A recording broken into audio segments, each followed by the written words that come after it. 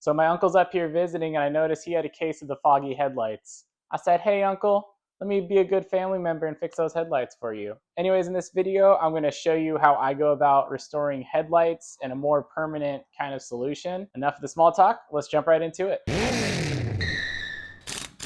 First thing you want to do is, if you can, pull the vehicle you're working on out of the elements. In this case, I'm pulling his truck into my garage. Now, depending on your vehicle, you can either leave the headlight in or take it out. On this truck, it's pretty easy to take the headlight out. So I'm going to take this driver's side headlight out, but then I'm going to leave the passenger side headlight because I want to show you this process in case you can't take your headlight out. So for the headlight that we're leaving in, all we need to do is mask it off with some generic blue painter's tape. This tape isn't masking off any paint or anything like that. It's just meant to sit there so that we're not bumping into the paint while we're doing our sanding.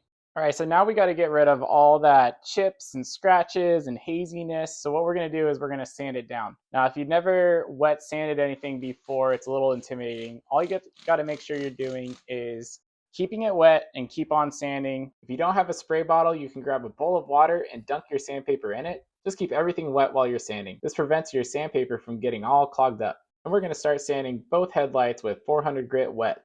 400 grit works well for these headlights, but if you have some really gnarly yellowing or chips you can't get down with that 400 grit, you can bump it down to even lower grit. You just kind of run the risk of cracking that lens plastic, so I like 400 grit to start off with. And then when I'm sanding along with the 400, on all these plastic headlights, there's sort of this film layer to it. What you're going to want to do is sand this film layer completely off, all the way down to just pure lens plastic. So take your time, get the entire lens covered with that 400 grit haze down to just lens plastic. Next, we're going to wet sand both lenses with some 800 grit. You'll notice every time you bump up sandpaper, you have a resistance in your stroke, circles, however you're sanding. As you start sanding with a higher grit, that resistance kind of goes away. That's how you know you're close to getting those lesser grit scratches removed. Again, just take your time till you have no 400 grit scratches remaining and just a pure 800 grit haze. If you did leave your headlight in the car and you taped it off, sometimes that tape gets a little wet, so you might have to replace it. Now with some fresh tape around this lens, let's hit it with some 1500 grit. And by this point, if you're following along with this video, you know the process. Sand, wipe, get it wet, and repeat. You check that you have none of the lesser grit paper scratches left, then bump that sandpaper up. Time for that 2500 grit, let's hit it. You'll notice when you start getting into the 1500 grit and 2500 grit, that resistance happens a lot sooner, so they don't take as much sanding. All right, with a 2500 grit, nice and hazed, even, no other scratch marks coming through on these lights, it's time to paint. So what I like to paint with is this 2K Spray Max Clear Coat. It's a two-part, so what you got to do is pop this little red tab off out of the cap, and then you're going to release the hardener by pushing the red cap down into the can. It's easiest if you just kind of smush it into a hard surface. There, like that. Hopefully that came across the camera. So then once this is pushed down, you're going to shake it for 2 minutes. I also like to keep it in the sun for about 10 minutes or to keep it in a warm tub of water. Just warm. What it does is it helps the paint atomize better when it's a little bit warm and not cold paint. But before I start laying down the clear, I need to mask off that light that's still on the truck. It's a pretty simple process to mask off, and I always do the same kind of thing. So I'll always tape off what I'm going to paint. Then I lay down a big old sheet of painter's plastic, then grab a razor blade and just lightly push on that tape that you just laid down, just enough to cut the painter's plastic out. Then you pop a little hole of the painter's plastic, then put more tape down, making sure that you're completely sealing the plastic to that tape. And then it's almost time to paint, but a few more tips and tricks to make this job worth all this effort in sanding and last for a long time. Obviously, you want to spray on a clean surface. I like to wipe everything down with some isopropyl alcohol on a microfiber cloth. You can also use a tack cloth here to just make sure there's no dust, debris, oils, fingerprints on what you're about to paint. Then with the surface all clean, you want to judge the temperature outside.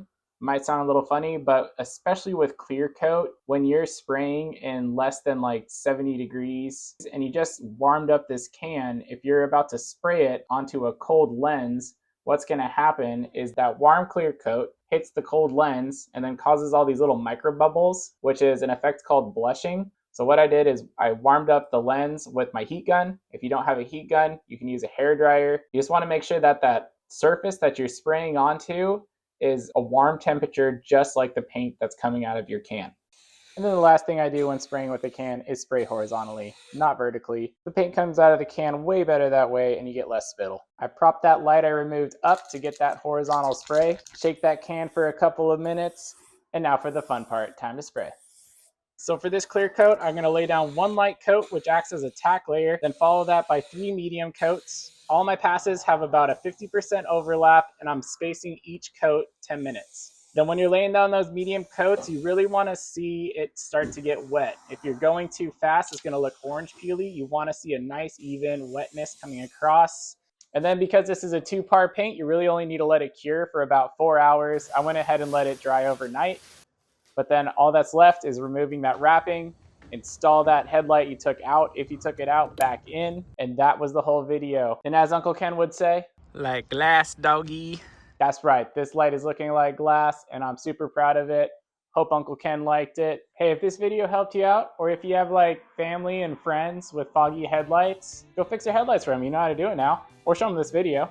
And if you like these kind of car-related videos, don't forget to check out my channel for more. Please consider doing all that YouTube stuff, and thank you for watching.